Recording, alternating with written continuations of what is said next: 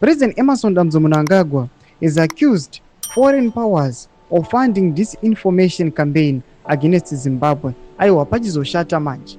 Ndoda kuti kana takunzwa mutungamiri wenyika panapa achiuya achiaccuse ma foreign powers achiti aiwa munopamisa information yenhema pamusoro penyika yandotungamirira. Ameno azvipere mushe. Sana mina mashoko anobuda chinyogwa panapa. Ndotebva wasubscribe like out on the bell icon. Tipinda muna umonyo kwa mchinziro. President Emmerson Mnangagwa says there is a foreign funded scheme to spread misinformation and falsehoods about Zimbabwe.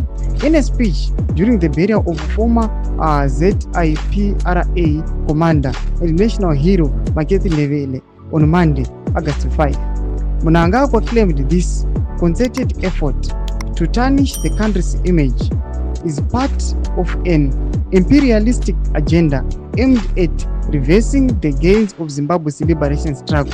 Tikuona kuti idi Mnangagwa dismissa mashoko achiti aiwa pane maforces ari kubva kune dzimwe nyika vari kutaura zvakaipa pamusoro penyika yeZimbabwe, nhau dzematocha kana maabductions vachinzi nyika yeZimbabwe, government yenyika yeZimbabwe aiwa iri kuviolate human rights vachiti aiwa that is misinformation, vachiti aiwa nyika yeZimbabwe haina rusununguko.